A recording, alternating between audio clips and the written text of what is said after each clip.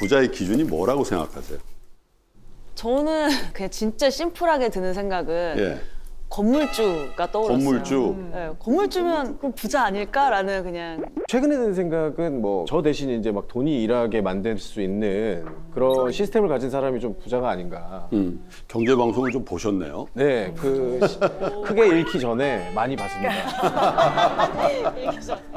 시스템을 갖춰야 돼요. 좋은 말씀이세요. 저는 아무 레스토랑에 가서 예. 메뉴판에 가격 안 보고 아무거나 시킬 수 있는 사람. 와우. 제가 공부하기 전에 이 생각 갖고 있었어요. 그래요?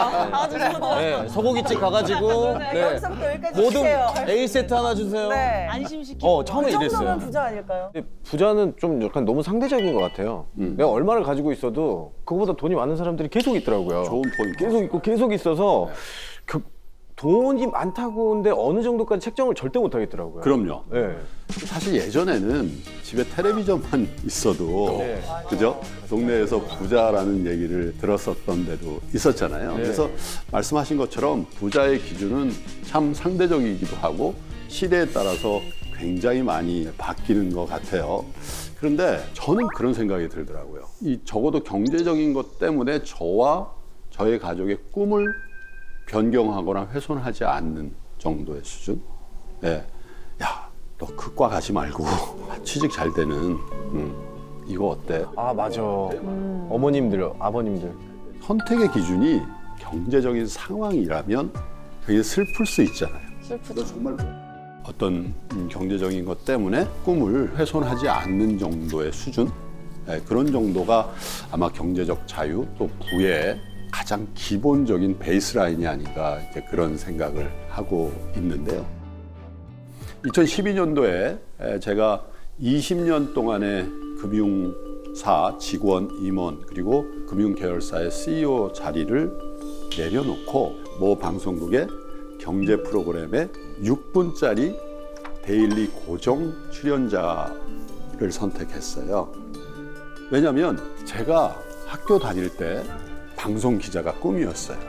네, 학교 다닐 때. 근데 금융회사 임원 또 금융회사 계열사의 CEO를 하면 받게 되는 연봉도 굉장히 높지만 부가적으로 받는 가치도 굉장히 커요. 뭐가 있습니까? 일단 사무실을 주죠. 도와주는 스텝을 주죠. 차를 주죠. 또 차를 운전해 주시는 분을 주죠. 기사님까지. 헬스클럽을 주죠. 골프장을 주죠. 하물며 법카도 주잖아요. 부자. 그런데 제가 그때 선택했던 그 방송 일로 얻은 저의 수입은 하루에 8만 원. 일주일에 닷새. 그러니까 한번 생각해보면 20일이잖아요. 160만 원.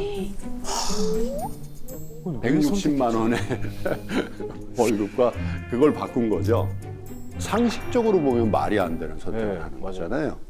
만약에 제가 금융사 월급을 받아서 가족을 부양해야 되고 또 저의 노후를 위해서 계속 뭘 해야 되는 상황이었다면 한 달에 160만 원짜리 선택은 무모하고 또 가장으로서 해서는 안 되는 그런 선택이었을 텐데 그런데 그 결정의 기반은 경제적인 자유였다.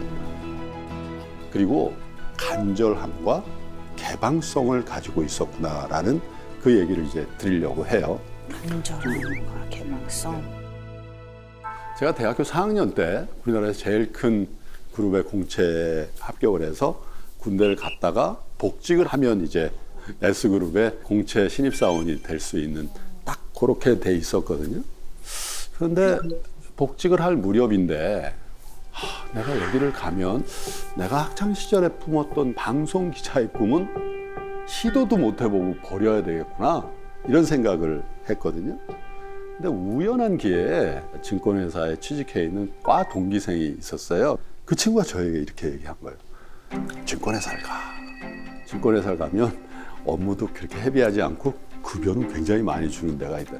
그때 신설 증권회사들이 있었어요. 예를 들면 투자금융사에서 은행으로 투자금융사에서 증권회사로 전환한 증권회사가 급여도 은행의 2배, 성그룹에 갔을 때보다도 거의 2배 이상 주는 그런 회사들이 있었거든요.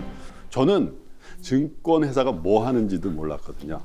단지 낮에 살짝 일하고 급여도 많이 타서 부모님도 도와드리고 저녁에 독서실 가서 공부해서 K본부, M본부 가야지 그 생각으로 딱 했는데 증권회사에 합격을 해서 배치를 이제 받았습니다. 받았는데 행운이었죠. 채권부서에 이렇게 배치가 됐는데 선배들이 막 거래를 하는 거 보니까 뭐 규모가 어마어마한 거예요. 채권은 거래 단위가 100억이거든요.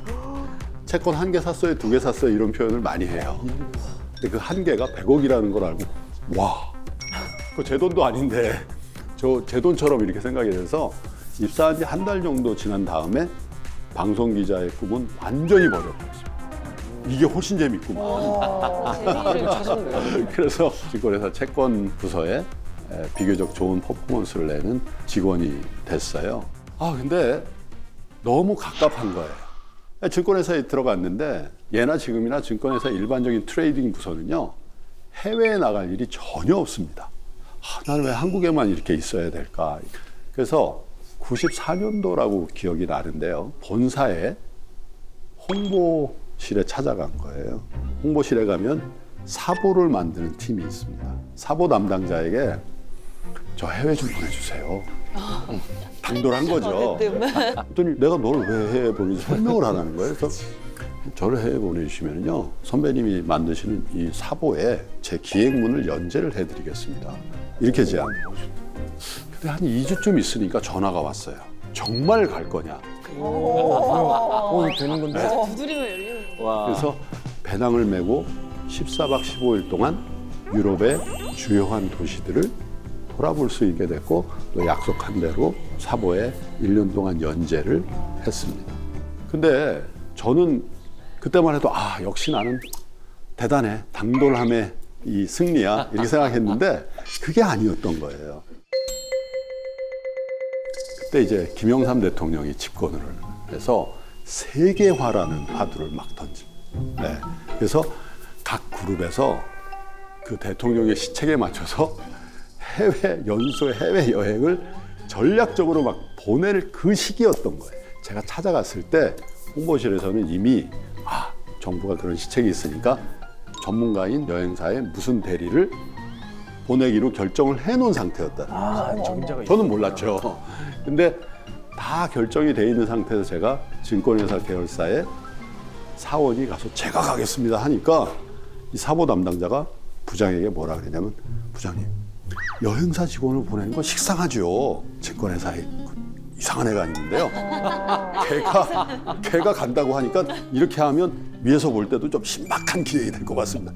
이렇게 됐다는 거예요. 저도 모르는 환경이 열리고 있었던 거죠. 근데 저는 그 환경을 몰랐지만 시도했을 때 그 환경과 저의 시도가 다 교차하는 지점에서 기회가 생긴 거죠. 와, 진짜 대단하시다. 간절함이.